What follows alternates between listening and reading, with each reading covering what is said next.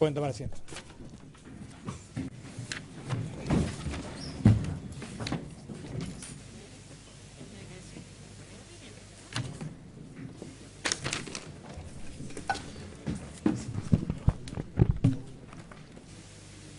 Doctor Tenca.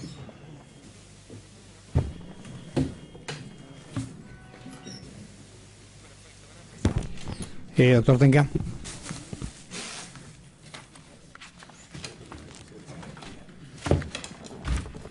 ¿Dónde está la hoja? En el petitorio.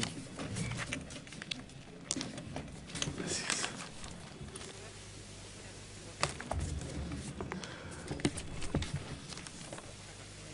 A este, José.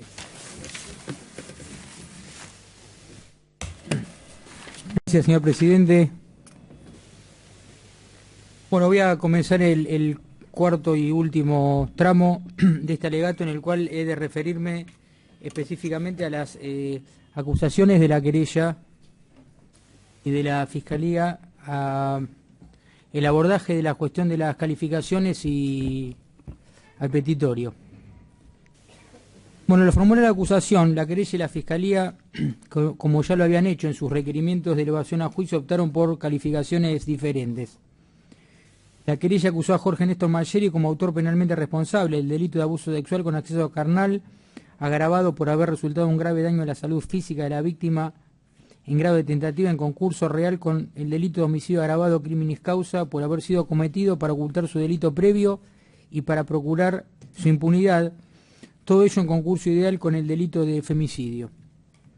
Mientras que la Fiscalía lo acusó como autor de abuso sexual con acceso carnal en grado de tentativa seguido de la muerte de la ofendida, artículo 124 del Código Penal, en concurso ideal con femicidio. Vamos a comenzar viendo cómo construyeron tanto la querella y la Fiscalía la base fáctica sobre la que asentaron sus acusaciones, y lo voy a hacer considerando 4 tópicos, o sea, una suerte de cuadro comparativo virtual, en el cual voy a desarrollar, refiriendo qué dijo una y qué dijo otra respecto a estos 4 puntos a los cuales me voy a referir, que son dónde se produjo el crimen, cómo se produjo, dónde se retuvo el cadáver y cómo se descartó el mismo. Entiendo que tanto la querella como la Fiscalía tenían que dar en esta etapa de juicio oral, tenían que dar certidumbre respecto a estos 4 puntos, porque era el único, o es el único punto que con certeza se podía reconstruir el hecho por el cual se lo acusa a Malgeri, y de ese modo dar fehaciente cumplimiento de lo prescripto en los artículos 69, 123, 167, inciso 2 y 3, 347, el 393 en función del artículo 347 del Código Procesal y el artículo 1 y 18 de la Constitución Nacional.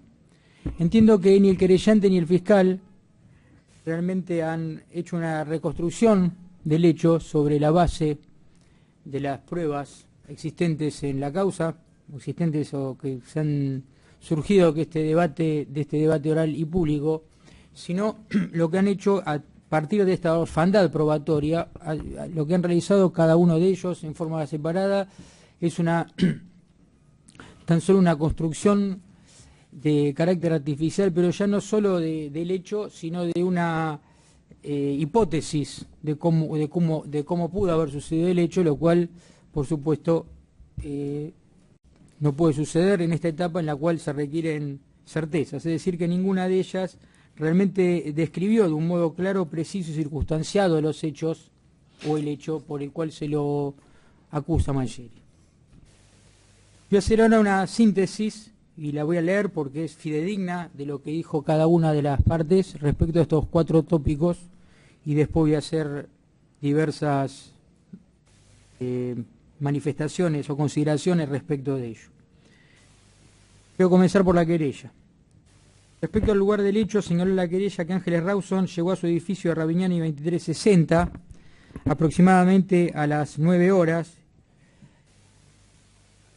perdón, aproximadamente a partir de las 9:52, pero jamás logró ingresar a su vivienda de la planta baja A, porque en esa oportunidad fue interceptada por el señor Mangieri y bajo algún pretexto fue llevada a algún lugar del edificio de Ravignani 2360.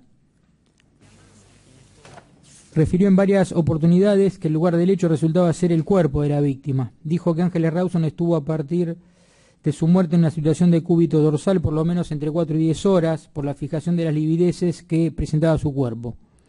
Es decir, que el señor Mangieri debió haber colocado y tenido a Ángeles Rawson en algún lugar de señorío para tener bajo su custodia el cuerpo de la niña a la que previamente le había dado muerte. Hasta el final del alegato no había hecho referencia a dónde se había producido el hecho, y en la etapa de calificación dijo que Jorge Néstor Mangieri le dio muerte en el edificio de Ravignani 2360, muy seguramente dentro de su propia vivienda, señaló el querellante. La referencia a la portería careció de toda fundamentación, o sea, como lugar del hecho, tan solo se lo mencionó al pasar, y reitero, sin dar ningún fundamento y hacer referencia a ninguna de las pruebas que surgieron de este debate oral y público en cuanto a que ese había sido el lugar donde había sucedido el crimen. Es decir, que no se dio cumplimiento a la exigencia en cuanto a la descripción clara, precisa y circunstanciada de los hechos que requiere una acusación. En cuanto al segundo punto, respecto a dónde retuvo el cadáver, señaló el querellante que él tenía en el edificio además un dominio y un señorío, pero tenemos que pensar que Ángeles estuvo en posición de cúbito dorsal, como ya referimos, entre 4 y 10 horas, y se preguntó, ¿lo iba a dejar en un lugar en que pudiera acceder cualquiera? ¿Qué otro lugar le daba señorío, exclusividad y tranquilidad, y que se evidencia por ese estupor cuando se encontró con la vecina del 7º piso, su domicilio? En cuanto al modo, señaló que abusando de esa confianza y de esa situación de poderío de dominio situacional, cosificó a la víctima a partir de la destrucción y el desconocimiento de sus derechos, de su libertad, de su dignidad humana, para agredir su libertad sexual y su integridad física a los fines de satisfacer sus más bajos deseos sexuales. Continuó señalando el querellante que Mangieri le agredió también físicamente a través de golpes. Fundamentalmente el procesado, el acusado Mangieri, con el fin de doblegar la resistencia de Ángeles, para no ser accedida carnalmente, le generó equimosis vitales, tanto en la parte interna del muslo, de sus muslos, como una equimosis vital en la raíz interna de su muslo izquierdo, en la ingle y en la cara interna de la orilla izquierda. Además, también otra equimosis vital en el dorso de sus manos. Todo ello en un contexto en el que también a partir de esa lucha el señor Mangieri pretendió dominarla, tomándola de los brazos y a su vez en una posición de acaballamiento en el que se colocó encima del cuerpo de Ángeles, procedió también a aplicarle golpes de puño en su rostro que le generaron distintas lesiones. Esa resistencia impidió que el señor Mangieri accediera carnalmente a Ángeles Rawson, provocó que él, renovando, manteniendo y exacerbando su violencia de género, decidió matar a Ángeles Rawson. Decidió matar a Ángeles Rawson para ocultar su delito previo, que no era otro que el intento de acceso carnal, del que surgieron graves daños a la salud física de Ángeles. Y también decidió matar para procurar su impunidad.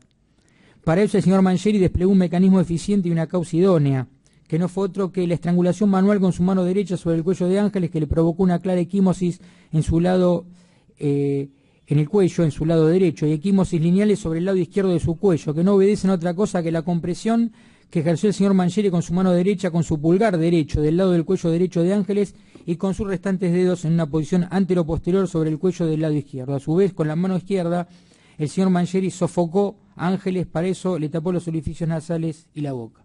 Esa sofocación manual tuvo como finalidad que además Ángeles no grite. Y dijo que Ángeles, como bien señaló el doctor Quiroga, se encontraba en situación acostada. Eso lo acredita el hematoma occipital que tiene.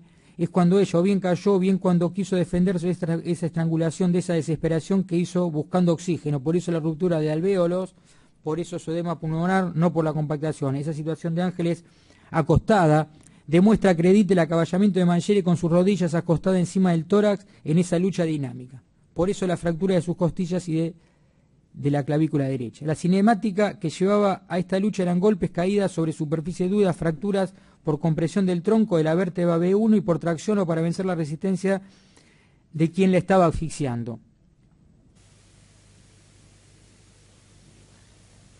No hay una continuidad necesaria, dijo el doctor Nanús, entre el ataque sexual y la muerte de Ángeles. En ese instante, producto de esa resistencia, producto de esa imposibilidad de doblegar, de subyugar, de someter, de hacer propia como cosa para siempre a Ángeles, y a partir de ahí renacer el peligro de ese delito previo que no podía ser conocido y la necesidad de procurar su impunidad, el señor Marcheri asume un nuevo comportamiento ilícito con un dolo renovado de violencia de género, y es allí donde ese ataque sexual que pudo haber decidido detener avanzó y mató con sus propias manos. Está allí el plus del agravante y el porqué del concurso real que estamos aquí pidiendo. Acá, respecto de este último punto, el querellante, igual que lo hace el fiscal, describe una secuencia de los hechos, es decir, una secuencia de cómo se produjeron temporalmente cada una de las lesiones sin que esto tenga ninguna base fáctica ni ninguna base probatoria. Ninguno de los médicos,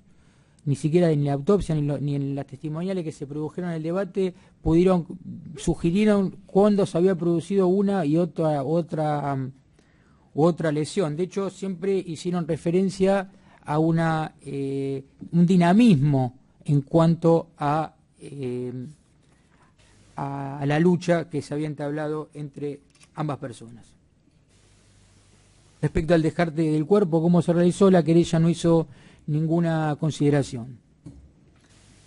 La Fiscalía, respecto a dónde la mató, dijo que el lunes 10 a las 9:50, unos minutos más aproximadamente, SAR Ángeles Rawson ingresó al hall de Ravignani 2360, pero no accedió a la vivienda de planta baja.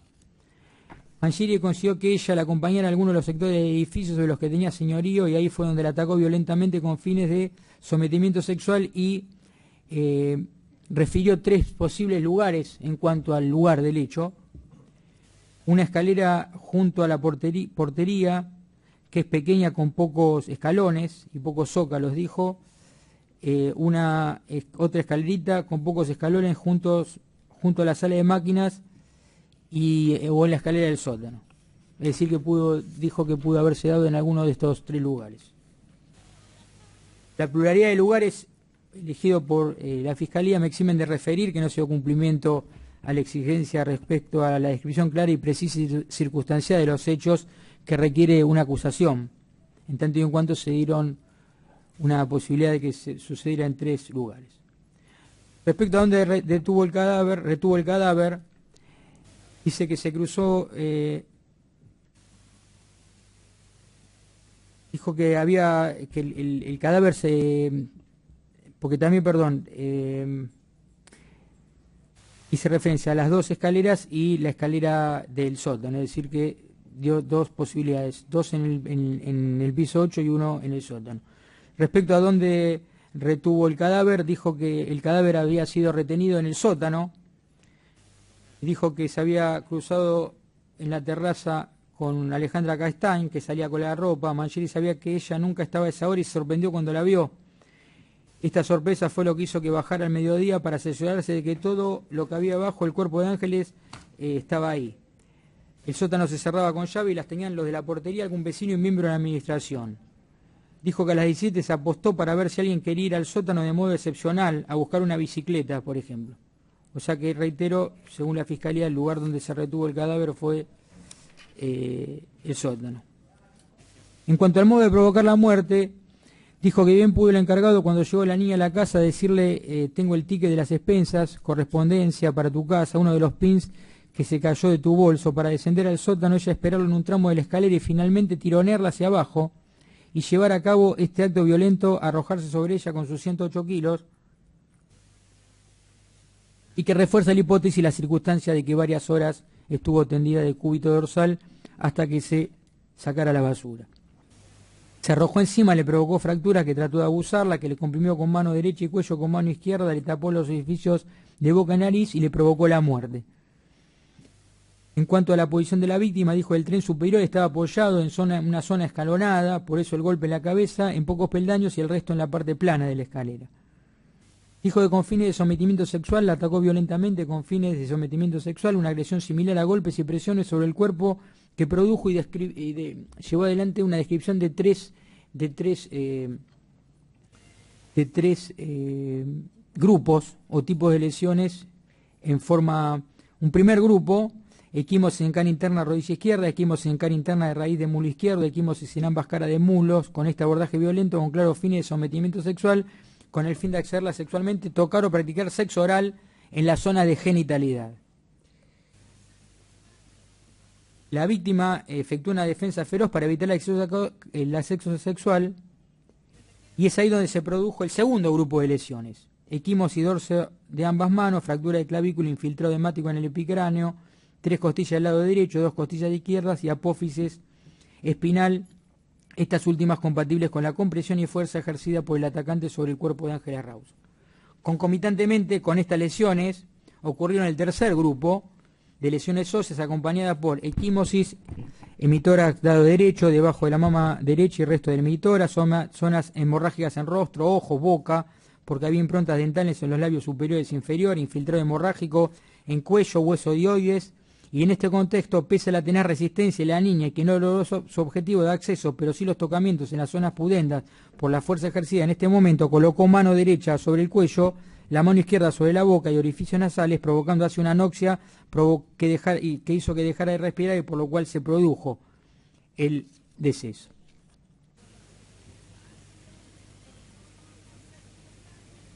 Es decir que, al igual que la querella, la Fiscalía describe tres grupos de lesiones y las ubica secuencialmente. Podemos saber que, independientemente que esto no tiene ninguna base probatoria, es decir, poder determinar cuáles lesiones se produjeron primero y cuáles después, esto en definitiva tiene por finalidad tratar tiene que ver con las calificaciones elegidas, es decir que no se adecuaron los hechos a las calificaciones, sino que las calificaciones se adecuaron a los hechos. Mejor dice al revés. No se adecuaron las calificaciones a los hechos, sino se adecuaron los hechos a las calificaciones previamente establecidas. El descarte del cuerpo, a diferencia del doctor Lanuse, la Fiscalía sí describió cómo se había producido el descarte del cuerpo. Dijo que fue dejada muerta en esas condiciones, boca arriba, por 5 o 6 horas, alrededor de las 18.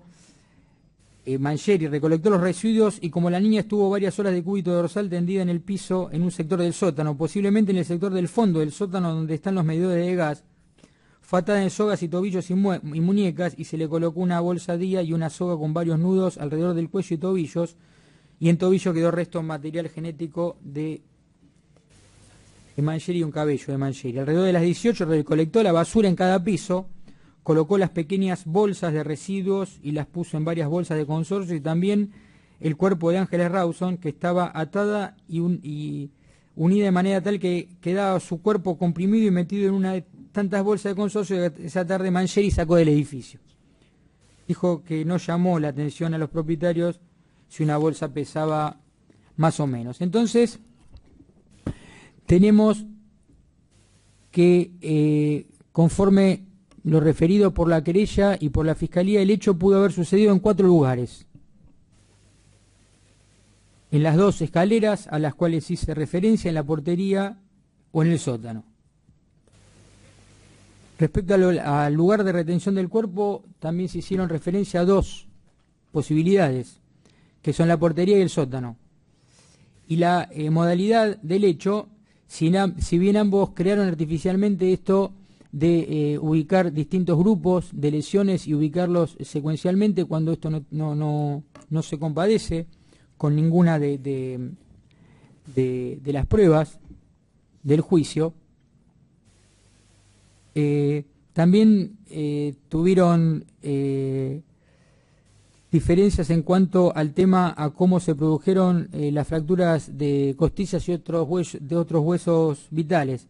La querella habló de un acaballamiento y la Fiscalía de arrastre o tirar a la víctima sobre la escalera. Y en cuanto al descarte del cuerpo, como ha quedado señalado, tenemos uno porque la querella no se expidió respecto de este punto. Es decir, entiendo por lo referido que ni la querella ni la Fiscalía en forma individual han dado cumplimiento ni siquiera de un modo nimio a lo previsto en los artículos 69, 123, 167, inciso 2 y 3, 347 en virtud del 393 y los artículos 1 y 18 de la Constitución Nacional. Eso ya alcanza para pedir la nulidad de ambos requerimientos, lo que voy a hacer. Pero además,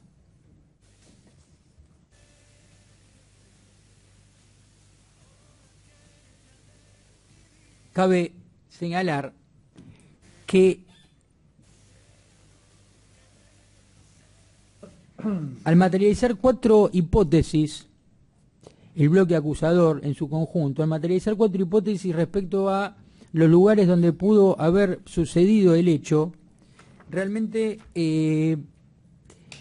dificultan de manera cierta una defensa eficaz, porque además los hechos se autoexcluyen, es decir, someten a este defensor a que tenga que hacer la defensa violando un principio lógico fundamental, cual es el de no contradicción, que señala que A no puede ser A y no ser B al mismo tiempo.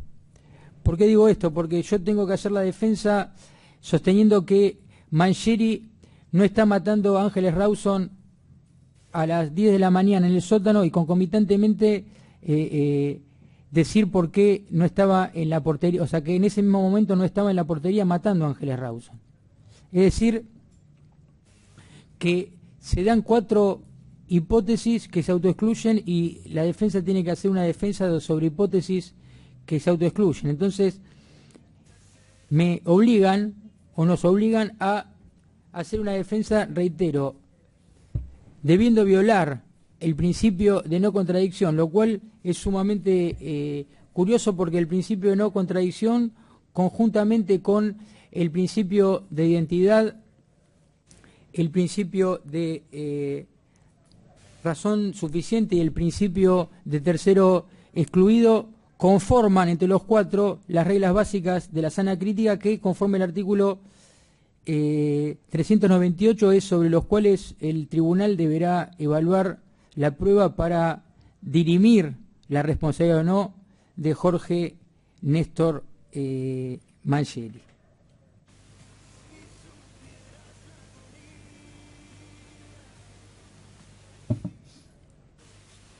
Ha dicho la jurisprudencia que una sencilla pero clara y precisa descripción de la base fáctica, que es materia del reproche, de la que surja diáfanamente quién es, de qué modo, cuándo y dónde han desarrollado la acción disvaliosa, es imprescindible para garantizar el derecho de defensa amparado por el artículo 18 de la Constitución Nacional. Funciona además como elemento determinante del principio non bis in idem en su identidad de objeto.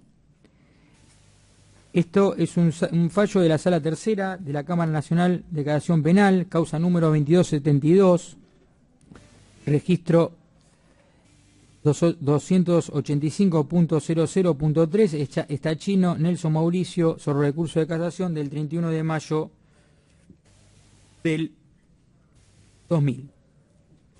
Por todo ello, es de solicitar la nulidad de la acusación del querellante particular y de la Fiscalía de Juicio, conforme lo he señalado, porque han violentado los presupuestos y los principios previstos por el artículo 169, 123, 167, inciso 2 y 3, 347 en razón del artículo 393 del Código Procesal, artículo 1 y artículo 18 de la Constitución Nacional, y solicitar en consecuencia se absuelva a Jorge Néstor Mangieri. Supletoriamente y para dar cumplimiento a un imperativo de carácter procesal y realmente con las dificultades que significa lo que acabo de señalar, es decir, dar respuesta a 4 hipótesis que se autoexcluyen en cuanto al lugar de los hechos y cuanto a la modalidad de los hechos y en cuarto al descarte. Voy a comenzar por la acusación de la querella, la acusación del doctor Lanuzzi. En primer lugar, cabe señalar que en este grupo de lesiones que artificialmente ha creado la querella, en esta secuencia a la cual nos ha referido, el querellante ubica la estrangulación manual de Jorge Néstor Mangieri respecto a la víctima Ángeles Rawson en la última parte, es decir, en la tercera parte. Esto significa que durante las dos primeras etapas que señala el querellante, que es donde se produce la supuesta tentativa de abuso sexual con acceso carnal y donde se producen las fracturas y demás, la víctima... yo quiero hacer una pequeña dirección, me veo obligado a hablar de temas que seguramente puedan ser un poco sensibles, pero no tengo otro modo de decirlos. Decía entonces que en esta secuencia la víctima se encontraba, no tenía tapada su boca, porque esto es lo último que supuestamente hace Mangieri para sofocarla. Es decir, que durante toda esta primera etapa la víctima no tiene la boca tapada, es decir, que podía gritar, y nosotros tenemos que posicionarnos lo que es la portería. O sea, la portería es un lugar absolutamente pequeño, y ustedes se imaginan lo que fue una pelea en donde la víctima sufre, entre otras cosas, 5 fracturas de costillas, la fractura de la clavícula y otras lesiones cuya vitalidad no ha sido acreditada, por la cual no me voy a referir a ellas. En el piso de abajo estaba la señora Castain. Esto fue en el octavo y la señora Castain estaba en el séptimo B, de modo tal que pudo haber, que es la que después sube a las 12:30, de modo tal, ustedes se pueden imaginar realmente que nadie pudo haber escuchado absolutamente nada en esta lucha feroz que dura 5 minutos y en la cual Ángeles Rawson pudo haber gritado porque, según el querellante, su boca y su nariz es tapada en la tercera etapa, según cómo se encuentran las lesiones. Se dijo, Ángeles Rawson se defiende, según se señala, con sus 2 manos, porque deja en Mangieri lesiones en espejo, en el lado derecho y en el lado izquierdo, pero como dije anteriormente, solo se encuentra ADN debajo de su mano derecha, que como también señalé, es la mano cuya clavícula se fractura, es decir, que es la mano que menos hábil hubiera podido manejar durante esa lucha dinámica que se estaba dando, y no queda ninguna secuela de ADN en su mano izquierda. Concomitantemente con eso, ninguno de sus dedos se encuentra, no digo quebrado, no se encuentra ni lastimado ni tiene ninguna secuela de haber sufrido o haber pasado por una lucha como esa que estaba refiriendo. También dije, no hay en Mangieri 2 líneas paralelas que tendrían que haber sido el producto de esa lucha de la cual se estaba defendiendo Ángeles Rawson. También se dijo, y reitero, esto lo voy a decir bajo el paraguas de el principio de la duda, de que Mangieri le había dado golpes y golpes en la boca y en la cara a Ángeles Rawson, y Mangieri no tenía ninguna lesión en sus nudillos, con lo cual es absolutamente incompatible una cosa con la otra. No quedó ninguna huella de nada, no hay nada que haya quedado en la portería o en el edificio. No quedó ADN, no quedaron uñas, no quedaron huellas dactilares, no quedó ningún resto hemático. Y es mentira de que esto haya sucedido porque el piso estuviera tapado o porque se hubiera limpiado. Y digo esto porque el piso no estaba tapado, y si estaba tapado no alcanzaba para evitar que quedara algún tipo de rastro hemático de ADN, porque precisamente en la portería es donde se secuestra la muestra 54 y 55 el primero de julio, es decir, 15 días después, que es la muestra donde el doctor Cora dijo que estábamos todos, es decir, que es una muestra donde lo que sobraba era ADN. Y tampoco es cierto que se hayan borrado las huellas hemáticas. Es mentira, porque acá la criminóloga Gago dijo claramente que el luminol precisamente detectaba cuando las huellas eran borradas. Es decir, conforme la secuencia que se describe, eso no pudo haber pasado en la portería. esa lucha feroz de la que se da cuenta, en la cual Ángeles Rawson se le fracturan sus 5 costillas y se le fractura la clavícula, no pudo haber sucedido a las 10 de la mañana en la portería de Rabiniani 2360, porque es absolutamente imposible que nadie haya escuchado nada sumado a lo que acabo de decir. Pero además, no tiene absolutamente nada que ver, o esto sería absolutamente incompatible con lo que Mangieri hace después. Porque si esto se sucede en 5 minutos, y después que Mangieri da muerte a Ángeles Rawson, Mangieri baja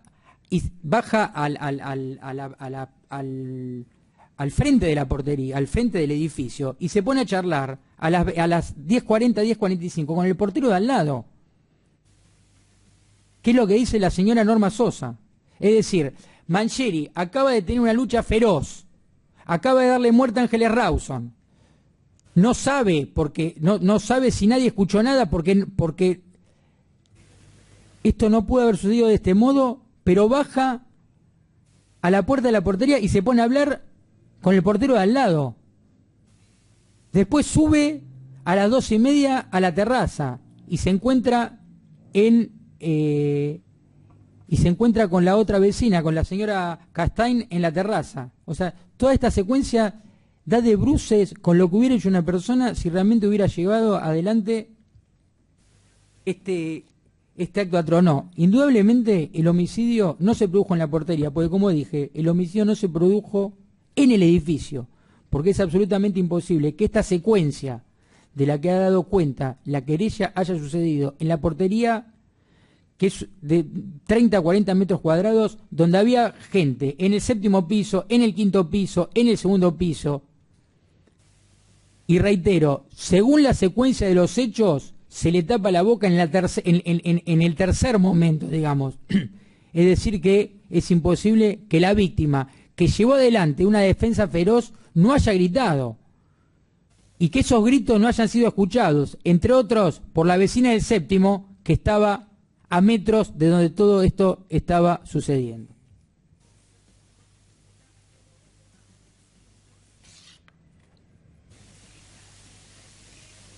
Nunca se pudo dirimir o determinar qué pasó con el teléfono de Ángeles Rawson.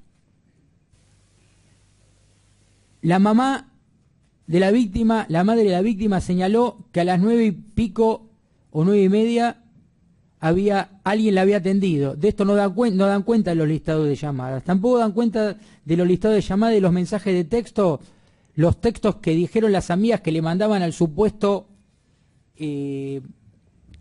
a la supuesta persona que la retenía Ángeles Rawson. Tampoco se da cuenta de estos mensajes de textos en el expediente.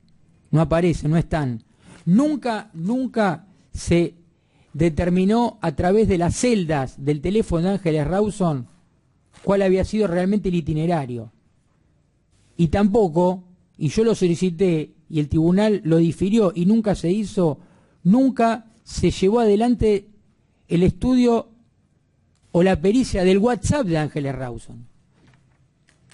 Cuando sale de su casa y se la ve en el video que está acá, Ángeles Rawson está manipulando su teléfono en la típica secuencia de o mandar un WhatsApp o mandar un mensaje de texto. Y todas las amigas que declararon acá dijeron que ellas se comunicaban permanentemente con Ángeles Rawson con los WhatsApp.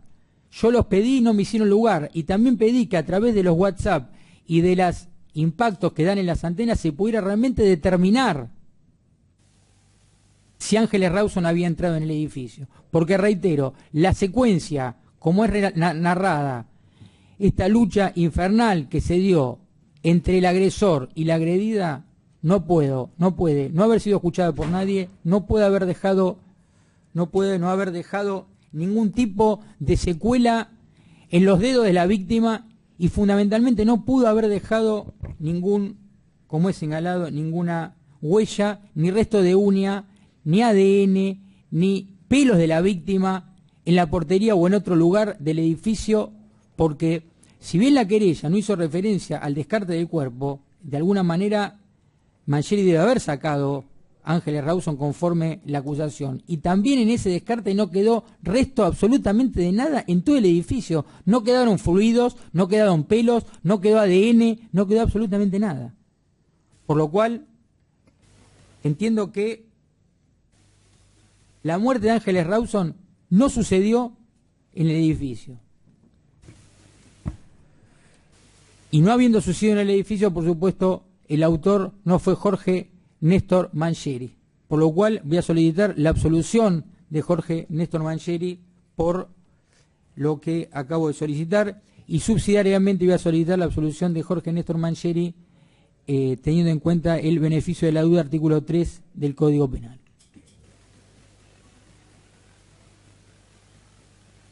La Fiscalía también hizo referencia a una secuencia también artificial, pero que también ubica a que Ángeles Rawson se le tapó la boca y el cuello en la última parte, es decir, que pudo haber gritado, y se dan 3 hipótesis, con lo cual me voy a referir a cada una de ellas. La realidad es que voy a comenzar por las 2 de la escalera, que son situadas en un lugar común del edificio. O sea, ya es fuera de la portería, en un lugar común donde indudablemente es absolutamente imposible que esto haya sucedido de ese modo, por las mismas razones a las cuales me he referido, porque es imposible que nadie haya advertido que semejante pelea se estaba dando en un lugar común del edificio. Es absolutamente imposible que nadie haya advertido esa pelea que todos podemos imaginar. En realidad no podemos imaginar una pelea en la cual se sucedan las lesiones que tiene la víctima. En cuanto al sótano, ahora debo de pasar de la portería y, como dije, versiones que se autoexcluyen, porque o Mangieri está en la portería asesinándola a Ángeles Rawson, o está en el sótano asesinándola. No puede estar en los dos lugares.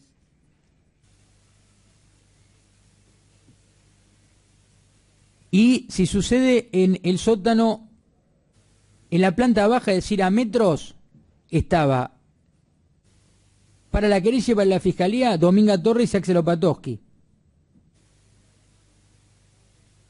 Y en la planta baja B estaba la propietaria y también estaba la empleada doméstica. Y nadie escuchó nada. El fiscal dijo o refirió que no se escucha del sótano, hizo alguna referencia cuando me he estado. Yo la verdad que, primero, que esto no tiene ningún tipo de validez, pero la realidad que mi impresión ese día fue todo lo contrario, que se escuchaba todo de todos lados.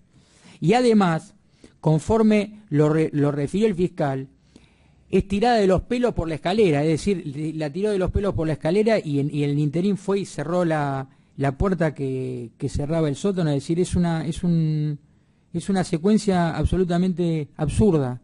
Esto no puede haber sucedido, y tampoco puede haber sucedido que no quedaran ningún tipo de rastros en el sótano. La referencia a que había una mancha de agua el día viernes, esto sucedió el día lunes, y desde el día lunes hasta el martes, hasta el viernes, había un portero suplente, que era el señor Camargo. O sea que atribuir a que la marca del día viernes era lo que había limpiado Mangieri el día lunes y que no se había ido por cuestiones de humedad, evidentemente no tiene ningún tipo de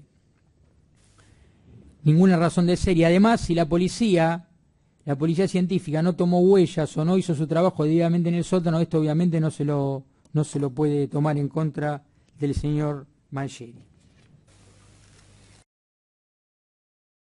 Reitero lo mismo que dije, no voy a hacer, o sea, no quiero reiterar lo que ya dije, que no hubo lesiones en los dedos, no hubo lesiones en las uñas, no quedó ADN en la mano izquierda.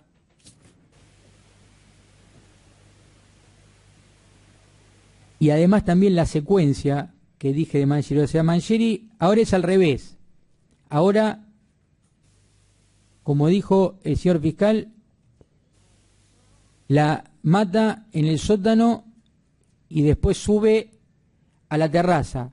Y cuando sube a la terraza, ahí se encuentra con la señora Castaña. Entonces es en ese momento en el cual dice, voy a ver si en el sótano está todo bien. Entonces baja y se posiciona para que nadie entrara al sótano. Ahora, después de las 14 a las 17, Mangieri se fue a la portería a dormir. O sea que en ese en esas 3 horas no le preocupó que alguien bajara al sótano. Solo le preocupó a las 11:30 cuando bajó, después, perdón, a las 12:30, 1:45, cuando bajó después de ver a la señora Castain en la terraza. Pero más absurdo se da esto cuando analizamos la posición de la Fiscalía respecto al descarte del cuerpo. Hemos escuchado durante toda la acusación y durante todo el juicio de que Mangieri conocía perfectamente todo lo que tiene que ver con el reciclado de la basura. Lo hemos escuchado hasta la etagua. Hemos escuchado que por cuestiones absolutamente aleatorias Ángeles Rawson fue hallada. Dijo que conocía todo lo que tiene que ver con el descarte de la basura y que por eso... La Fiscalía nos dice que a las 6 de la tarde, saca la basura. Reitero, la querella ninguna referencia hizo respecto de esto, que es un tema crucial, porque había que determinar y había que dar una razón cierta de cómo Mangieri descartó el cuerpo, porque sobre eso también versó el juicio. Entonces la Fiscalía ahora nos dice que a las 6 de la tarde, junto con el resto de las bolsas, en otra bolsa la saca Ángeles Rawson y la deja con las otras 2 bolsas. Todos supimos dónde dejaba las bolsas el portero titular, que era Mangieri, y el portero suplente, que era en el árbol. Es decir, nosotros debemos pensar que Mangieri, que conocía todo lo que tenía que ver con el reciclaje de la basura, saca a Ángeles Rawson en una bolsa y lo deja al lado de un árbol. Pero además acá, esto toma mayor relevancia, porque también en todo el juicio se hizo hincapié en que Mangieri habló con la señora Sosa para decir que sacara antes la basura. Ahora, la realidad es que, ¿cuál sería el sentido de que sacaran la basura antes para descartar el cuerpo de Ángeles Rawson? Es decir, es absolutamente ridículo decirle a alguien que saque la basura antes cuando lo que yo quiero es sacar un cadáver y ponerlo al lado del árbol. Es absolutamente absurdo. Pero más absurdo es, si tenemos en cuenta que en ese horario es cuando más gente viene y además se da toda la secuencia en la cual Mangieri está hablando con el peluquero y está hablando con el señor Mórtola, que es a las 6 de la tarde.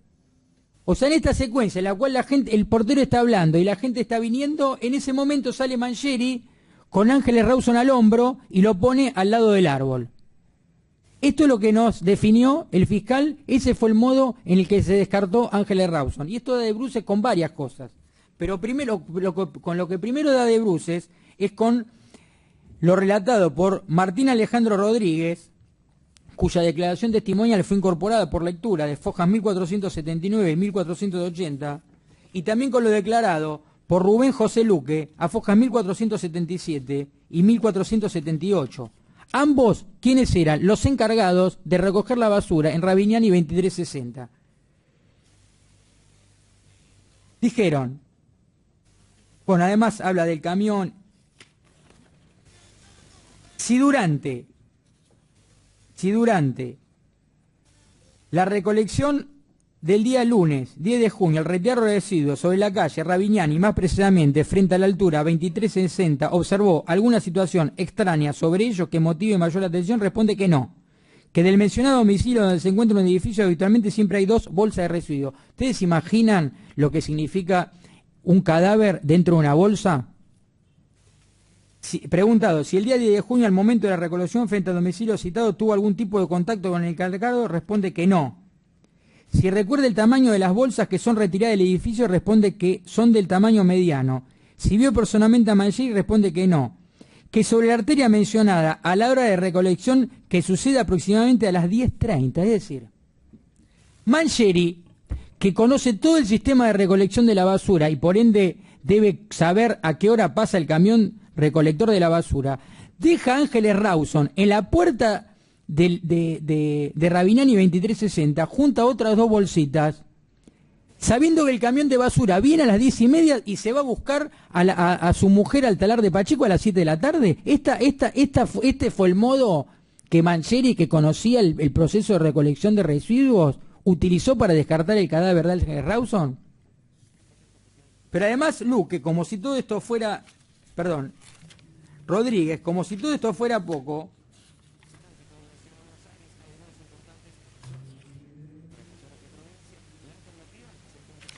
señala también que cuando se hubiera encontrado alguna bolsa más pesada y demás, lo hubiera notificado, cosa que en modo alguno hizo. Entonces,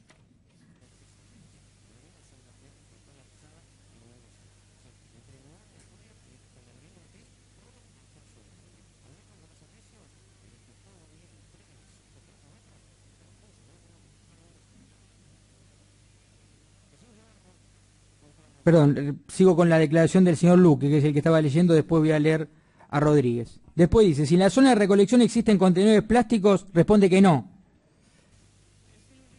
Y después le pregunto, si en el caso de observar alguna bolsa de residuos de gran tamaño y reforzada, que contenga en su interior algún tipo de elemento de gran tamaño y pesado similar al de un cuerpo humano, ¿lo reconocería y procedería a la remoción del lugar? Responde que sí lo reconocería y no procedería a la remoción del lugar. Es decir, el señor Luque nos da 2 elementos fundamentales. ¿A qué hora pasaba el camión de la basura? El camión de la basura pasaba a las 10:30 de la noche, y esto Mancheri lo debía saber, pero no porque es un experto en procesamiento de residuos, porque es lo que sabe cualquier portero, a qué hora pasa el camión de la basura. Y él, habiendo matado a Ángeles Rawson, habiéndola trasladado del sótano y habiéndola sacado, la saca a las 6:30, pide que se adelante la basura, la deja al lado del árbol y se va.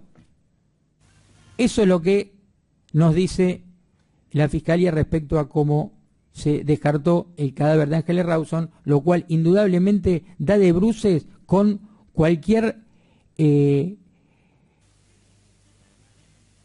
da de bruces con la razón, da de bruces con lo que realmente pudo haber pasado, porque ninguna persona pudo haber descartado el cadáver de esa manera. ¿Y sabe por qué no lo descartó de esa manera? Porque no la mató. Por eso... estuvo a las 6 de la tarde charlando con el peluquero y charlando con el señor Mórtola de fútbol, y después a las 7 de la tarde fue a buscar a su esposa. Rodríguez declaró también, cuya declaración fue de Foja 1479, 1480, también refirió: si recuerda qué tipo de residuos recogió sobre la calle Rabiniani, más precisamente en el edificio sito a la altura catastral. O sea, están respondiendo sobre el edificio, no están respondiendo sobre la cual, están respondiendo sobre Rabiniani 2360. Dan explicaciones claras y dan explicaciones concretas. Que recuerda haber recogido 2 bolsas de 50 centímetros de alto, alegando que eran livianas, y que en ese edificio siempre dejan la basura junto a un árbol, ubicado a las proximidades de la puerta de ingreso, siendo rutinario ese trayecto, que nunca lo vio a Mancheri, como es la zona durante el trayecto de recolección, que es una zona por poca luminosidad, tránsito peatonal. Es decir, ambos refieren que ese día no recogieron un cadáver, que ese día recogieron 2 bolsas, y que ese día el camión recolector, como todos los días, pasaba a las 10:30 de la noche. Si el tribunal, por un momento, y realmente se lo solicito, si el tribunal por un momento se saca el ADN de la cabeza y por 30 segundos piensa que el episodio del patrullero pudo haber sucedido, se va a dar cuenta que todo encaja. De que no es una ficción lo relatado por Mancheri, y que no es una ficción lo que yo estoy diciendo. Porque los hechos fueron construidos por parte del bloque acusador de un modo artificial. Los hechos, en cuanto al modo en que se cometieron, en cuanto al lugar en que se cometieron, y mucho más al momento, o sea, y al modo en que se deshizo el cuerpo, en que se deshizo el cadáver Mancheri. Mancheri no se deshizo del cadáver porque no mató a Ángeles Rawson, porque reitero, Ángeles Rawson no ingresó ese día en el edificio. Ángeles Rawson fue asesinada en otro lugar. Por supuesto no sé por qué ni por quién, pero lo que sí sé es que por todas las circunstancias a las cuales he hecho referencia, ella no encontró la muerte ese día en el edificio de Rabiniani. Y que después la prueba se direccionó en contra de Mangieri. Y se hizo un saco a la medida de Mangieri. Y que todo esto tuvo como génesis, además del informe nulo al cual me he referido, el ADN que también de un modo apócrifo se hizo respecto de Jorge Néstor Mangieri, por todo lo que he señalado.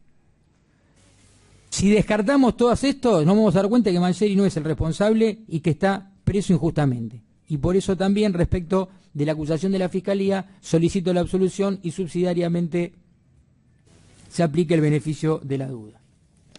Ahora, y también por un imperativo procesal, voy a referirme a las calificaciones elegidas por la querella y por la Fiscalía.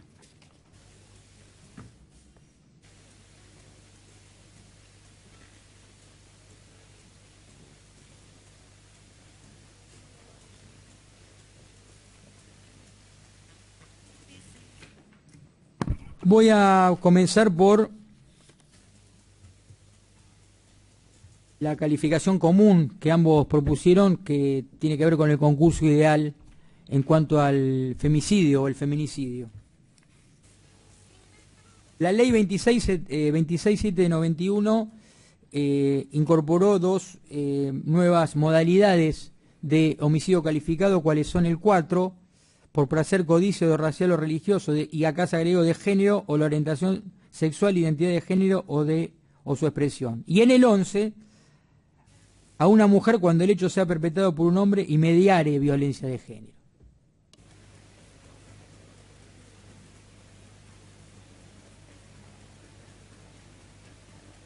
Ambos son del año, son calificaciones que tienen poco tiempo, de modo tal que tanto la jurisprudencia como los autores están tratando de algún modo de darle verdadera forma a esta nueva calificante. Ahora, una de las cuestiones más arduas con las que se encuentra la doctrina es cómo diferenciar el 4 del 11, porque indudablemente se tienen que referir a circunstancias diferentes. Y ya esto lo encontramos que en el discurso del diputado Albrieu, en antecedente parlamentario de la ley 26791, Buenos Aires 2012, la ley volumen 12, 11, página 34, dijo que ya dejaba en claro que estos dos supuestos tienen dos tipificaciones diferentes. El primero por razones de género y el segundo sin medida de violencia de género, es decir, que son dos cosas distintas, y se ha señalado que la primera distinción que se puede hacer se desprende de la ubicación sistemática que se le ha dado a cada uno de estos nuevos supuestos de aumento punitivo. En este sentido, cuadra recordar que desde siempre el artículo 80 ha clasificado sus agravantes por diversas razones: por los vínculos entre los protagonistas del hecho, por las causas o motivos que pudo haber tenido el autor, o por los medios que utilizó en su cometido, por el modo en que llevó adelante el crimen o por su condición especial o de la víctima. Núñez, Derecho Penal, D'Alessio, Divito, Levene. Entonces, bajo este diseño normativo se observa que mientras el homicidio por odio de género fue integrado a las agravantes motivacionales, conforme Bloch, estudio crítico del tipo penal de femicidio en el Código Penal Argentino, en Revista de Derecho Penal y Procesal Penal, Aveledo Perrot, Buenos Aires 2014, volumen 1410, página 2000, el femicidio o feminicidio se trató de la flamante incorporación del agravante que me animo a rotular como situacional o circunstancial, señaló el autor. Esto a su vez, señaló Arocena y Césano en el delito de femicidio, editorial IB de Montevideo, Buenos Aires, 2013, página 77, que implica considerar que el homicidio por odio de género se trata de un agravante de innegable corte subjetivo en clara diferenciación con la índole objetiva que se le puede asignar al homicidio calificado del femicidio o feminicidio. Fundamentalmente de tener en cuenta que este último supuesto es como lo ha sabido definir la doctrina especializada de la muerte de una mujer en un contexto de violencia de género. En suma, al dolo homicida en el que abrigan en común ambas agravantes se le adita un requisito subjetivo o motivación en el homicidio por odio de género y un requisito objetivo en el feminicidio, que es que se produzca en un contexto de violencia de género. Es decir, como dije antes, no se crea un tipo que es violento de género. O sea, no se diferencia la persona, este es violento de género y este no. Lo que se califica es que el homicidio se produzca en un contexto de violencia de género. Entonces, lo que tenemos que procurar es cuándo hay un contexto de violencia de género.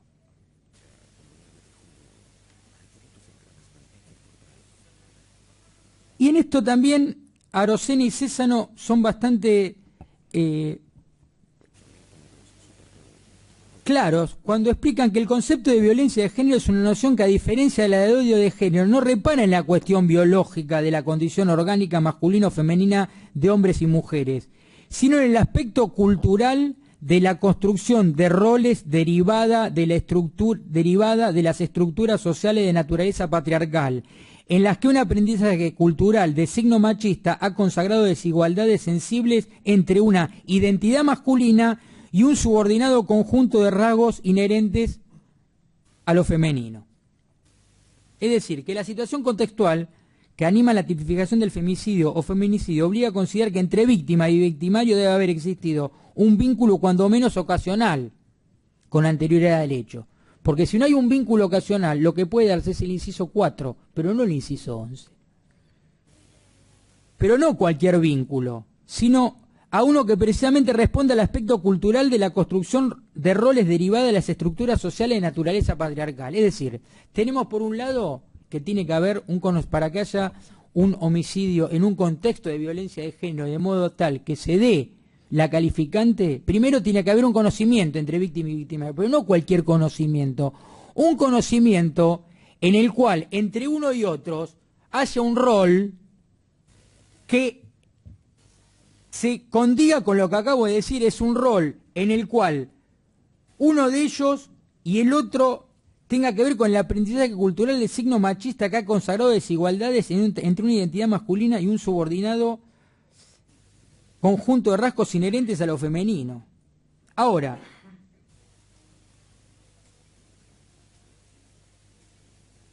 es importante, de algún modo para ir cerrando este punto, que además la gran mayoría de los autores entienden que previo, o sea, independientemente de este conocimiento, independientemente de que cada uno de ellos deba ocupar este rol dentro de esta sociedad de carácter patriarcal,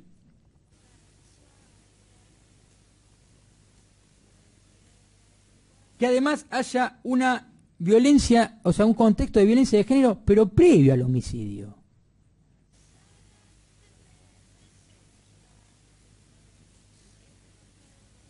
Incluso esto, en la causa Ascona, causa número 43587/14 del 25 de noviembre del año 2013, del año 2014, instrucción 13 dijo: en esa particular construcción vincular el hombre tiene un sentimiento de propiedad sobre la mujer. No parece errado concluir que para tener por acreditado el femicidio o feminicidio debe probarse que el homicidio de la damnificada antes de la muerte debieron haber tenido un encuentro desarrollado en el tiempo, aunque repito, más fuera por un lapso corto, para que esa relación enfermiza pudiera materializarse. Es decir, tiene que haber entonces un conocimiento previo, debe existir un vínculo que responda a ese aspecto cultural de construcciones de roles derivadas de las estructuras sociales de naturaleza patriarcal, y debe existir un contexto de violencia de género previo al homicidio. Entonces, la pregunta que me hago es la siguiente: ¿cuáles de estos tres requisitos se daban entre Mangieri y Ángeles Rawson? El conocimiento previo, porque ¿cuál era ese rol previo que había entre un encargado de edificio y una propietaria que condiga con lo que todos los autores refieren? Es decir, un rol de sesgo machista y feminista que los caracterice. Y indudablemente ninguno. Y además, ¿cuál era el contexto de violencia de género previo a esto entre Mangieri y Ángeles Rawson, cuando todos los testigos han dicho acá que la relación entre ellos era una relación absolutamente agradable, con lo cual indudablemente no se dan no se dan los elementos del tipo objetivo de la calificante del inciso 11. Pero a ello quiero agregar que Compadre, en su libro Los delitos de género en la reforma penal, señaló: habría que analizar si la mayor penalidad prevista para las hipótesis de femicidio no resulta violatoria del principio de inocencia, ya que si lo que fundamenta el incremento de la pena es la variable de género que presupone un contexto de dominio y poder de un sujeto, el hombre, respecto de otra mujer, entonces da toda la sensación de que la carga de la prueba de la inexistencia de tal contexto de género debe quedar en cabeza del agresor, con lo cual estaríamos admitiendo, si la interpretación es correcta, que el inciso 11 del artículo 80 establece una presunción iuris tantum contra el reo.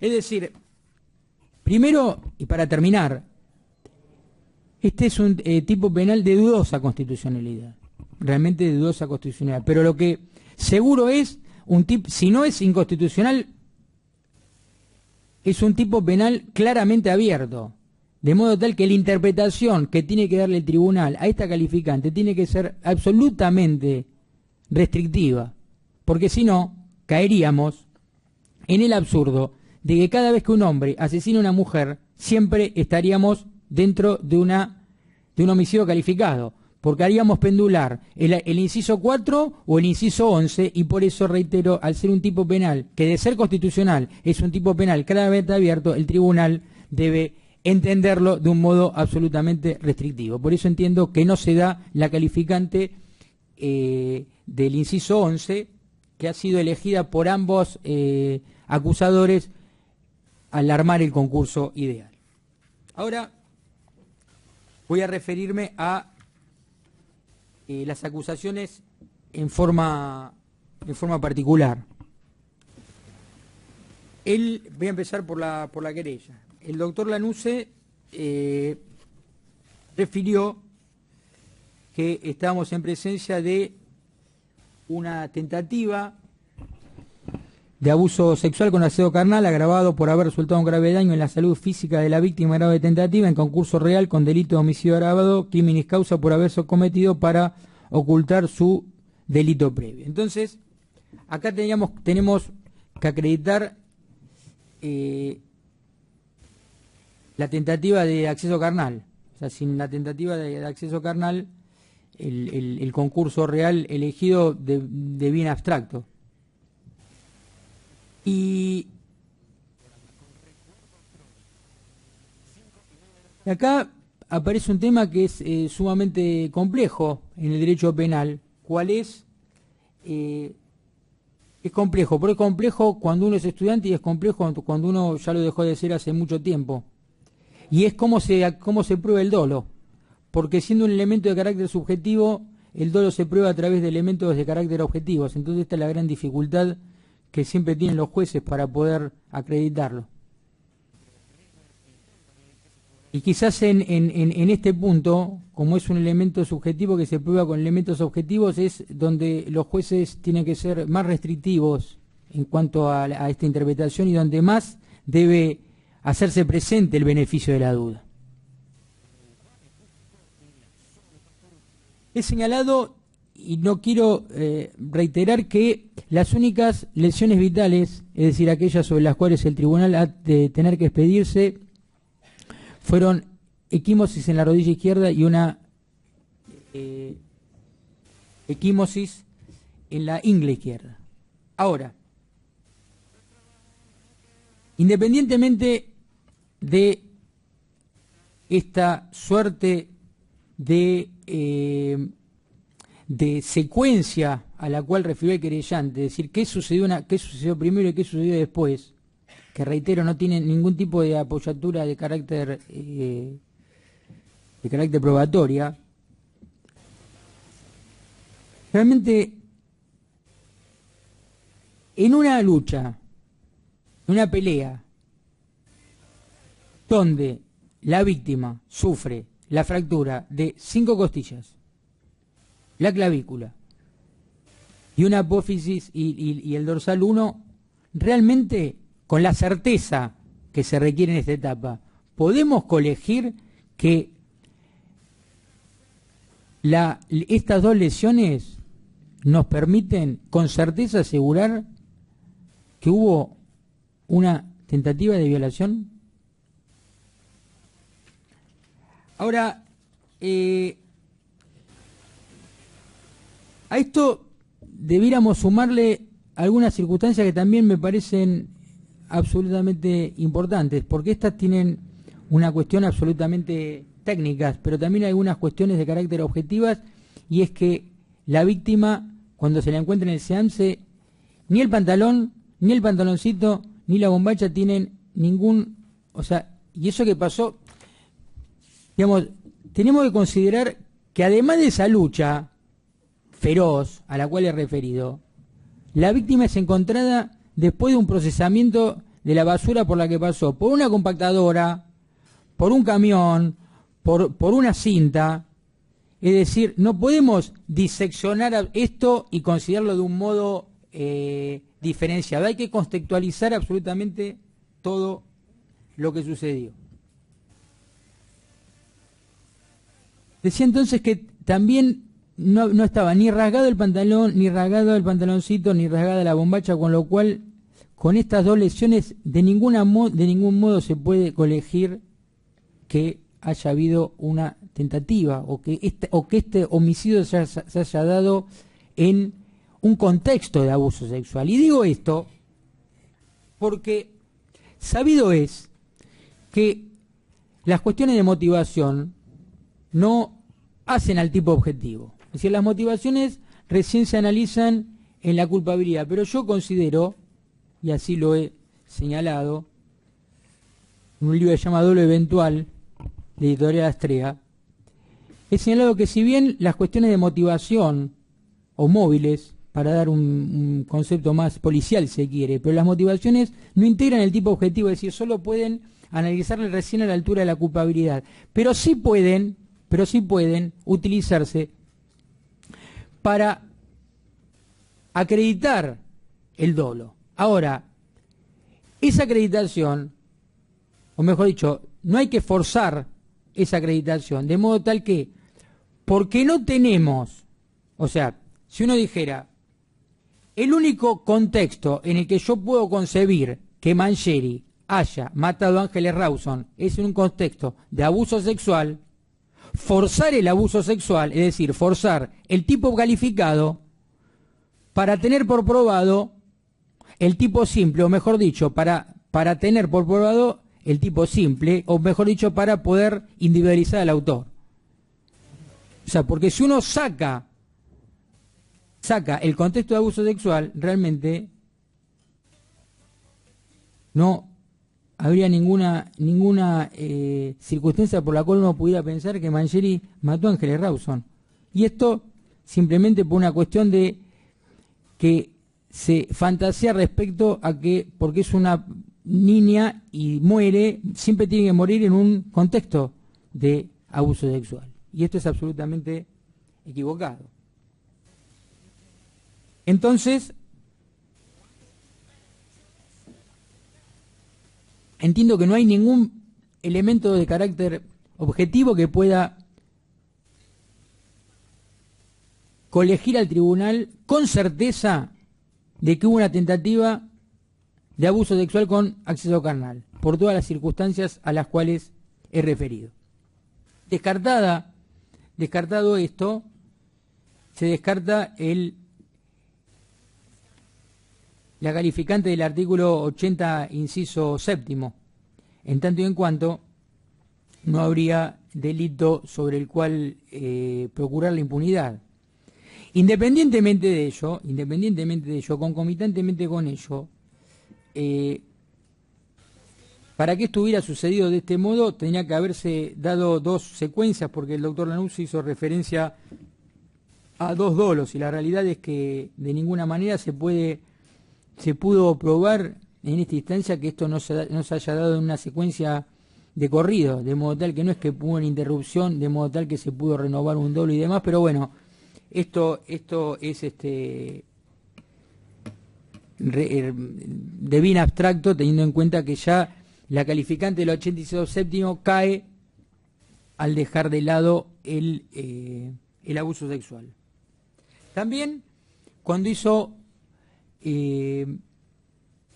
en su alegato, el doctor Abrales hizo referencia al dolus generalis, y también quiero señalarlo, en tanto y en cuanto, y por lo que he referido, para mí, para esta defensa, la muerte de Ángeles Rawson sucedió en la compactadora. Sabido es que el dolus generalis se da en aquellas circunstancias, el ejemplo típico del libro es la persona que quiere matar a otra y creyéndola muerta la cuelga de un árbol para simular un suicidio. Entonces, cuando en la primera etapa, o sea, en el primer acto, no hay dolo de muerte porque no hay un muerto, y en la segunda etapa no hay homicidio porque falta el tipo, porque no hay intención. Es decir, que hay que ver cómo se resuelven estas dos circunstancias. El doctor Abraldez dio una de las opciones,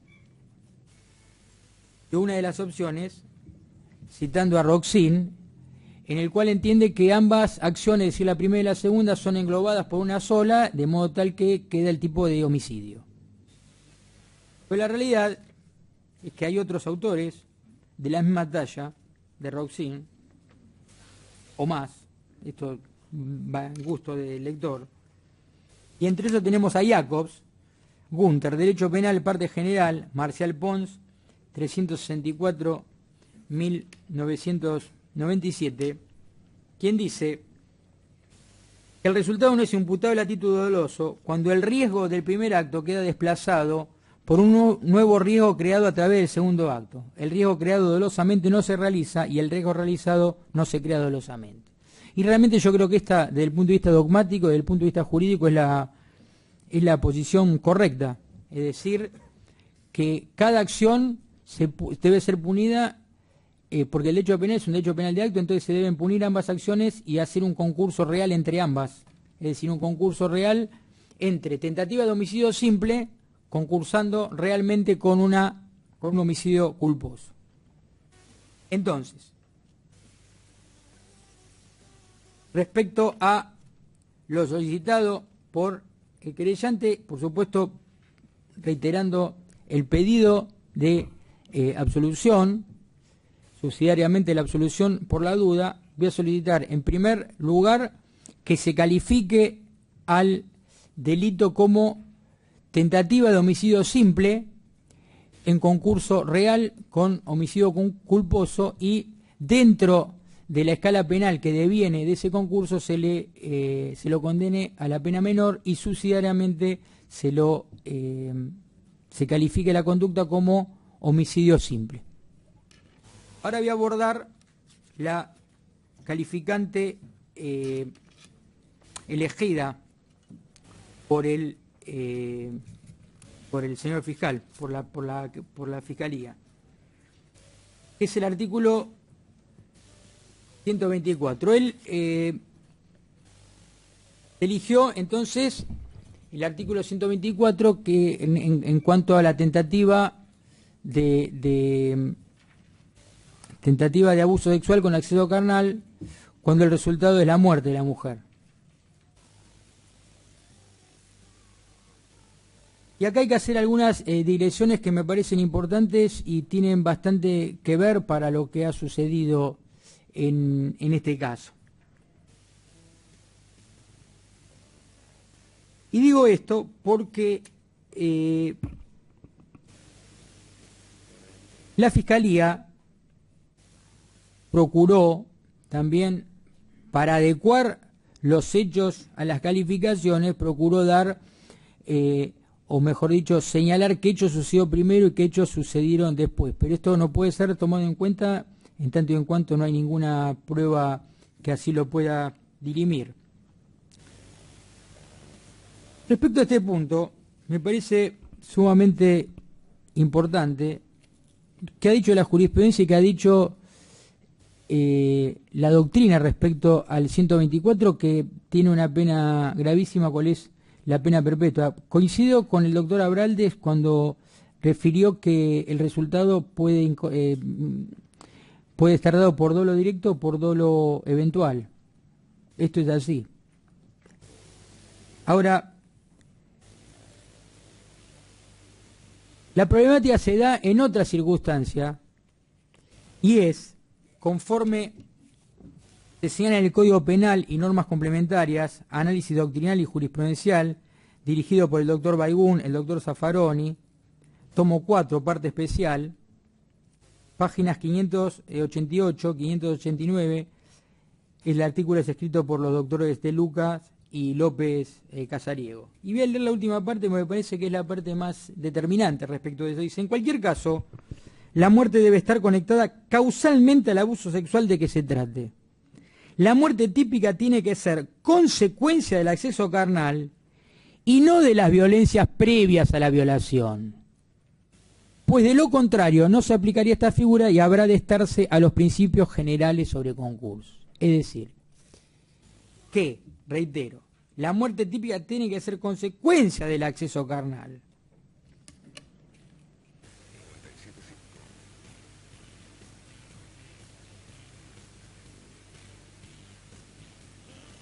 En la misma, también, ahora voy a leer un fallo de la Casación Penal, Sala Cuarta, del 19 de septiembre del año 2012, publicada en Suplemento Penal, 2012, octubre 54,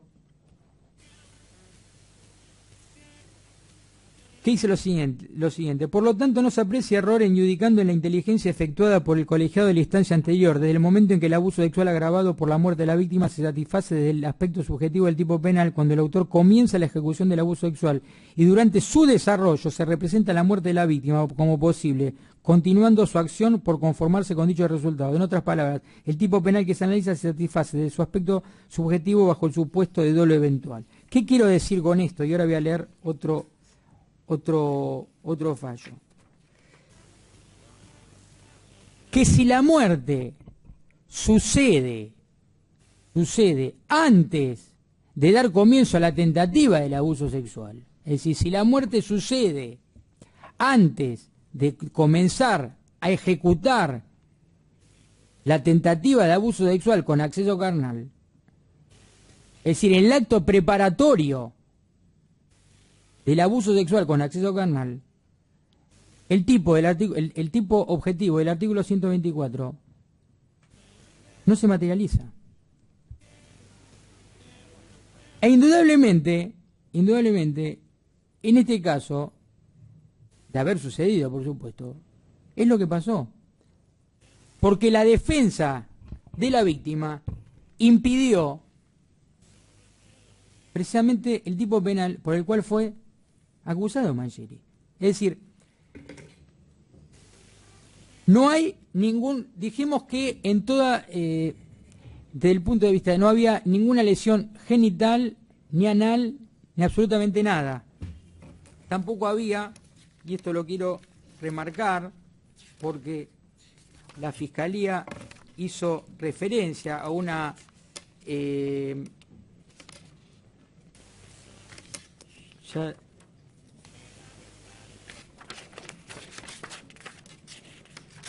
hizo referencia a una hematoma en los labios vaginales, pero esto fue absolutamente descartado, o sea, no se pudo acreditar su vitalidad en el estudio histopatológico, con lo cual hay que descartarlo. Entonces, de haber sucedido esto, la muerte de la víctima sucede antes que comience la tentativa. Y por supuesto, no vamos a decir que si en el fragor de la lucha para intentar el abuso sexual con acceso carnal se produce algún tocamiento inverecundo, que no dejaría de ser un tocamiento en la ingle, esto no va a integrar el tipo penal del 124, remitiéndonos a un abuso simple del 119, porque indudablemente no es un tocamiento inverecundo, sino que forma parte del fragor de la lucha para conseguir el acceso carnal, que en este caso no se dio porque no hay ningún dato que así lo permite. Y reitero, porque el pantalón, la bombacha y el pantaloncito estaban absolutamente indemnes. Es decir, que si se sucedieron los hechos,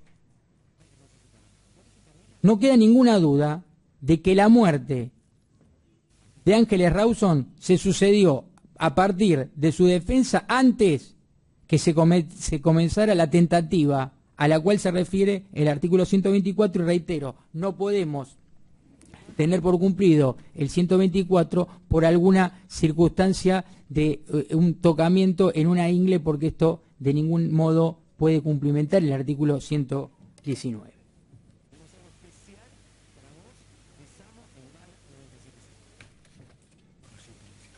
Y entonces también así lo solicito, y solicito en este caso que bueno, acá también, digamos, el mismo solicito descartada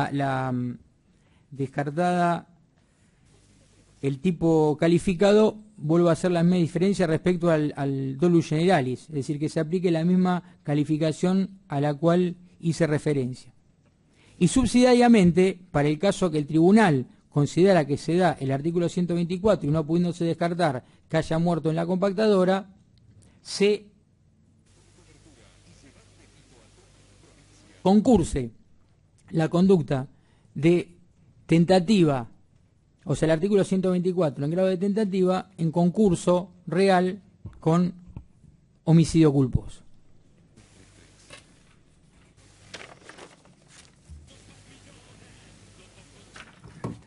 Voy a leer esto.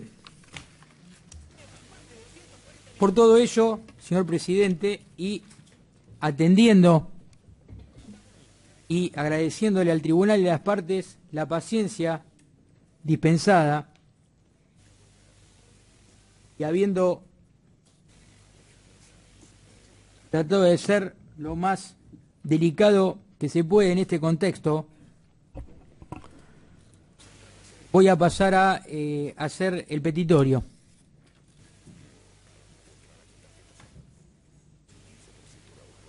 En primer lugar, y en virtud de lo normado en los artículos 1, 18, 19, 33, 75, inciso 22 de la Constitución Nacional, artículos 5 de la Declaración Universal de los Derechos Humanos, 8.2g de la Convención Americana sobre Derechos Humanos y 14.3g del Pacto Internacional de Derechos Civiles y Políticos. 123, 167, 172, 218, 218 bis, 224, 258, último párrafo, 261, 283, 294, siguientes y concordantes del Código Instrumental. Articulo la nulidad de la inspección corporal de Jorge Néstor Mangieri dispuesta a fojas 331-336, el informe de fojas 338-339, su detención, el informe ordenado a fojas 478, el informe de fojas 480-481, el decreto de fojas 500, el llamado a prestar declaración indagatoria de fojas 502-503, la revisación por los médicos forenses ordenada a fojas 502 y documentada a fojas 513 y 518, el examen comparativo de material genético ordenado a foja 522 y todo logrado como consecuencia directa y necesaria de los actos mencionados, y solicito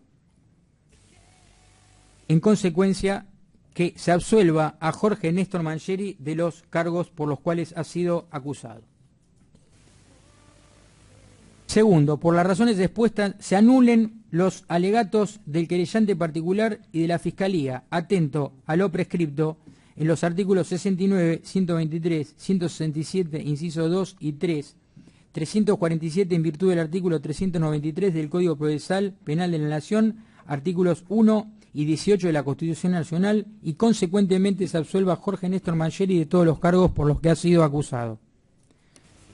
Conforme todo lo fundamentado y atento a lo previsto en los artículos 167, inciso 3, 172, 258, último párrafo, y 261 del Código Procesal Penal de la Nación, y los artículos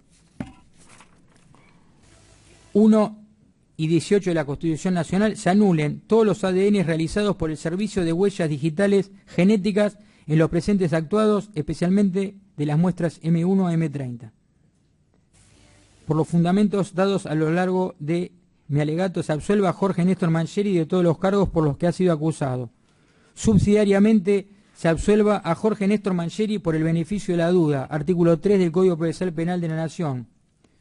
Subsidiariamente, se recalifique la conducta del imputado como constitutiva del delito de homicidio simple en grado de tentativa, artículo 79 y 42 del Código Penal, en concurso real con el delito de homicidio culposo, artículo 84 del Código Penal y 55 del mismo Código, y se le aplique el mínimo legal de la escala penal resultante del concurso referido. 7. Subsidiariamente, se recalifique la conducta del imputado como constitutiva del delito de homicidio simple, artículo 79 del Código Penal, y se le aplique el mínimo de la pena.